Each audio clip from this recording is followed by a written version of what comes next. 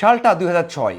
ফতুল্লাতে match, Bangladesh Australia সিরিজের প্রথম test. Bangladesh আক্ষেপ কষ্ট নিয়ে, স্বপ্নভঙ্গের বেদনা নিয়ে মাঠ ছেড়েছিল। 3 উইকেটে হেরেছিল। প্রথম ইনিংসে বাংলাদেশ দল 427 করেছিল। প্রথম ইনিংসে অস্ট্রেলিয়া করেছিল 269। বাংলাদেশ দল প্রায় 158 রানে এগিয়েছিল। মানে প্রথম ইনিংসে দেশের মাটিতে ওই সময়টাতে বাংলাদেশ দল হোম কন্ডিশন অথবা উইকেট কাজে লাগাতে পারতো না সেই অর্থে। এই জন্য 158 রান বা 160 রানের মতো এগিয়ে থেকেও ম্যাচটা 3 উইকেটে বাংলাদেশ দল হেরে গিয়েছিল। দ্বিতীয় ইনিংসে বাংলাদেশ 148 করেছিল, অস্ট্রেলিয়া 307 রান করেছিল, 7 উইকেটে ম্যাচটা জিতে গিয়েছিল। ওই সময় মাইটি অস্ট্রেলিয়াকে বাংলাদেশ হারাতে নিয়েছিল বা হারিয়েই দিয়েছিল। এই যে বাংলাদেশ দল যখন অস্ট্রেলিয়াতে প্রথমবারের মতো জয়ের স্বপ্ন দেখছে, তখনও প্রায় 150 রানে এগিয়ে আছে। ইনিংসটা শেষ এখনও হয়নি, 6টা উইকেট গেছে। বাংলাদেশ দল 153 রানে এগিয়ে আছে। মিরাজ এবং হাসান এখন পর্যন্ত উইকেটে আছে। তো সেই দিক থেকে বাংলাদেশ দল এই ম্যাচে কী করবে, অনেকটা সিমিলার একটা দৃশ্যপট। বাংলাদেশ দল ঘরে মাঠে সেই ম্যাচটা হেরেছে। একেবারে 20 বছর পর বাংলাদেশ দল একই ধরনের লিড নিয়েছে। সেই লিডটা 200 হতে পারে যদি মিরাজ এবং হাসান মাহমুদ যেভাবে পার্টনারশিপ করেছেন। পার্টনারশিপটা প্রায় 25 ওভার খেলে ফেলেছে এবং 43 রান তারা করেছে পার্টনারশিপে। এটা যদি আর একটু বড় হয়, 53 রান থেকে চেস রানটা যদি 93 পর্যন্ত যায়, 203 পর্যন্ত যায়, অথবা আরও 30টা রান আসে এখান থেকে, এই পার্টনারশিপ থেকে, তাহলে তো বাংলাদেশ দল 200 মতো লিড নিয়ে ফেলবে। তাহলে ওই যে ওই ম্যাচে হেরেছে, এই ম্যাচেও হারবে। ওই সময় বাংলাদেশ দলের অভিজ্ঞতা কি ছিল যে লিডটা নিয়ে সেটা কীভাবে কাজে লাগাতে হয়? বাংলাদেশ দল বড় বড় ম্যাচ জিতেছে না, পাকিস্তানকে হারিয়েছে না, নিউজিল্যান্ডকে হারিয়েছে না।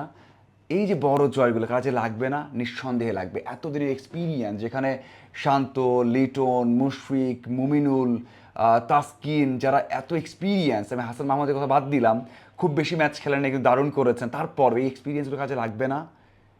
কাজে লাগবে। এখন এত রানের লিড নিয়ে, 200 রানের লিড নিয়ে, 180 রানের, 70 রানের লিড নিয়ে বাংলাদেশ সেই ম্যাচ হেরে যাবে? সহজেই হেরে যাবে?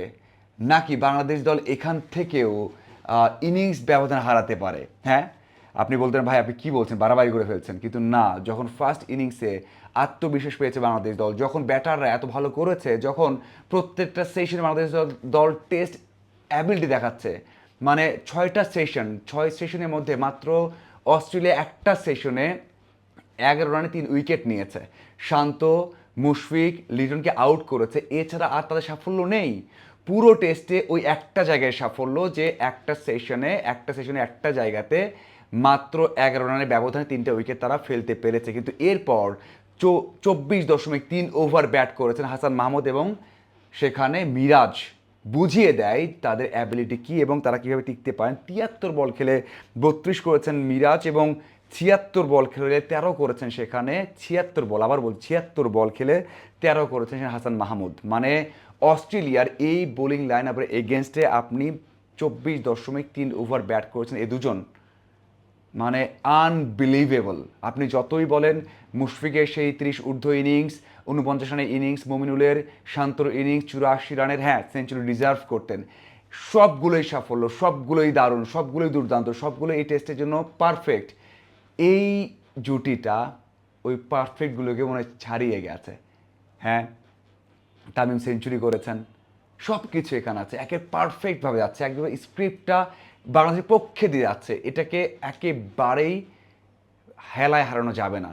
বাংলাদেশ দল হারাবে না। বাংলাদেশ দল ওই টেস্ট অ্যাবিলিটি জানে যে কীভাবে সেশন বাই সেশন খেলতে হয়। এই টেস্টেই বোঝা যায়। 6টা সেশনই বাংলাদেশের। যতই 11 রানের ব্যবধানে ওরা 3টে উইকেট নিক, তারপরেও 6টা সেশনই বাংলাদেশের।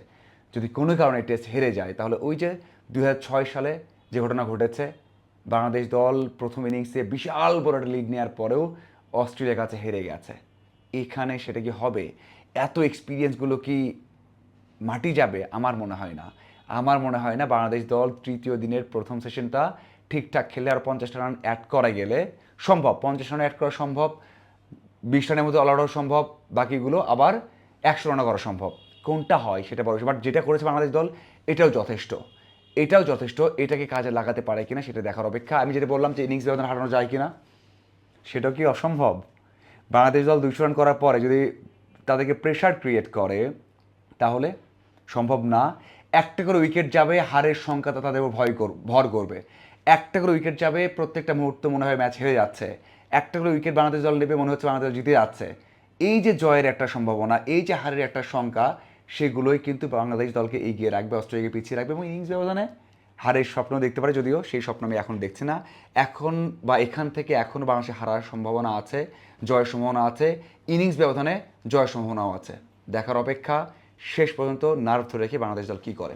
আপনাদের কী মনে হয় অবশ্যই জানাবেন। ধন্যবাদ সবাইকে।